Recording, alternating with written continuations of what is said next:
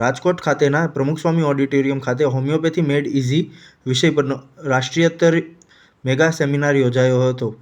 સમગ્ર વિશ્વને એક અનોખી અને આધુનિક હોમિયોપેથી સારવારની પદ્ધતિ ભેટ આપનાર વિશ્વવિખ્યાત ડૉક્ટર રાજન શંકરનના અધ્યક્ષસ્થાને યોજાયેલ આ મેગા સેમિનારમાં ભાવનગર ખાતે 36 વર્ષથી હોમિયોપેથી તબીબ તરીકે સેવા આપતા અને 22 વર્ષ પહેલાં ગુજરાતની નંબર 1 એવી સ્વામી વિવેકાનંદ હોમિયોપેથી મેડિકલ કોલેજના સ્થાપક સભ્ય ડૉક્ટર આશિષ મહેતાને હૃદય માટેની સફળ હોમિયોપેથી સારવાર અંગેના કેસ પ્રેઝન્ટેશન માટે ખાસ આમંત્રણ કરાયા હતા.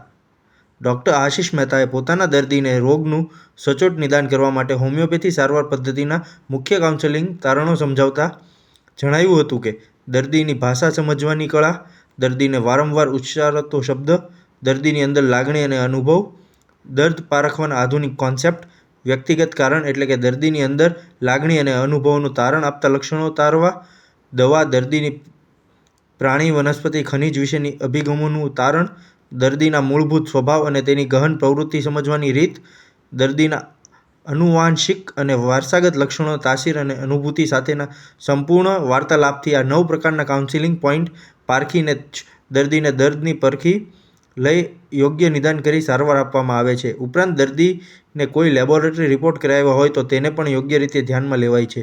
ડૉક્ટર આશિષ મહેતાએ પોતાના 36 વર્ષની પ્રેક્ટિસના અનુભવ, જ્ઞાન, દર્દીને ઊંડાણથી પરખવાની કળા અને આગવી કાઉન્સેલિંગ પદ્ધતિથી હોમિયોપેથી સારવારને સરળ, શક્તિશાળી અને અસરકારક રીતે મૂલવી રાખી હતી.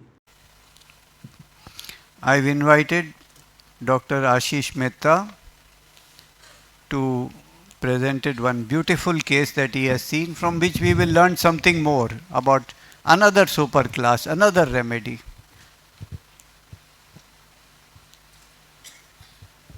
Isn't it?